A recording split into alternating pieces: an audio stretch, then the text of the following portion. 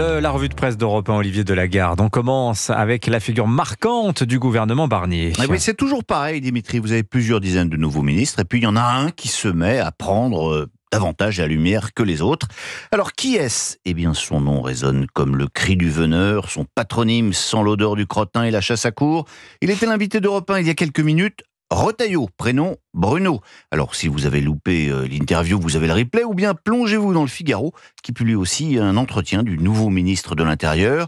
Il s'engage à mettre un coup d'arrêt aux entrées illégales d'étrangers en France, se réjouit le grand quotidien de droite. Et puis, signe qu'il ne trompe pas sur l'identité politique de Retailleau, l'état de catalepsie à l'autre bout de l'échiquier médiatique. Le Monde, qui dénonce en une le grand glissement à droite. Et les journalistes du quotidien de gauche se sont mis à 3 pour écrire le portrait de l'impétrant. 1 pour tenir la plume, 2 pour se boucher le nez, probablement. Car Retailleau, c'est la droite conservatrice à l'intérieur, explique le journal. Comprenez, la droite, c'est déjà terrible, mais conservatrice, alors là, c'est au-delà de l'imaginable pour le Monde.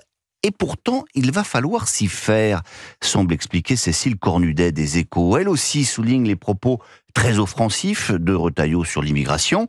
Il y a quelque chose de Sarkozy 2007 dans les premiers pas de ce gouvernement, écrit-elle. Ce moment, le seul à ce jour où la droite avait siphonné les voix du RN. Contenir la progression du parti de Marine Le Pen tout en répondant à l'attente des Français. Telle est donc l'ambition de Michel Barnier. Reste à savoir, explique-t-elle en substance, combien de temps le RN va supporter cela ? Autre gros dossier du nouveau gouvernement, la fiscalité. Avec un soutien de poids pour la gauche ce matin, celui de Patrick Martin. Oui, les chefs d'entreprise risquent de tomber de l'armoire en découvrant l'interview du président du MEDEF aux Parisiens aujourd'hui en France. Nous sommes prêts à discuter d'une hausse d'impôts des entreprises, déclare le patron des patrons, même si, ajoute-t-il, il ne faut pas trop tirer sur la corde. Ben voyons, le syndrome de Stockholm a donc encore frappé au MEDEF, mais la presse libérale, elle, ne l'entend pas de cette oreille, et aujourd'hui, ce sont les tireurs d'élite du Figaro, des Échos et de l'Opinion qui montent à l'assaut. Gaëtan de Capelle, Jean-Francis Pécresse, Nicolas Bétou, 3 grands solistes pour dénoncer de concert le tintamarre fiscal du gouvernement.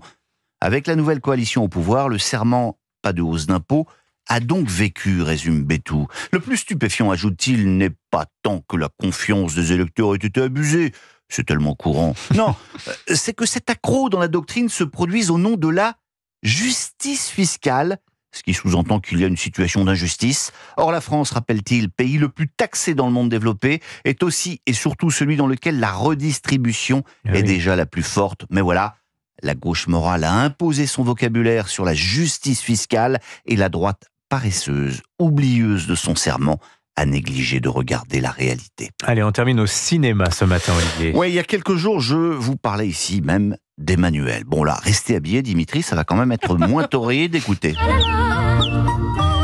C'est autre chose, oui. Ah oui, effectivement, ouais. Les amateurs du genre auront peut-être reconnu la bande originale de Bambi. Eh oui. Walt Disney, 1942. Ah oui. Pourquoi je vous ressors cette vieille bobine ?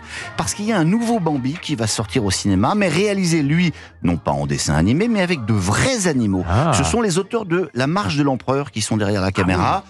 Une avant-première devait avoir lieu à Montreuil dimanche, mais c'était sans compter une association de défense des animaux qui estime, sans même avoir vu le film, qu'il y a là maltraitance animale. C'est dans Le Parisien que vous lirez ça. Pour quelques minutes à l'écran, Bambi et Pampan sont privés de liberté toute leur vie, dénoncent ces animalistes. Pourquoi vous narrez cette histoire navrante, me direz-vous ? Eh bien, elle nous permet un raccourci fulgurant de l'actualité du jour, et vous me voyez venir.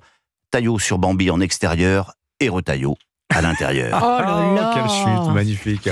Signature Europe 1, la revue de presse, Olivier Delagarde. Il n'y a que lui qui peut faire un lien entre Bambi et le ministre de l'Intérieur.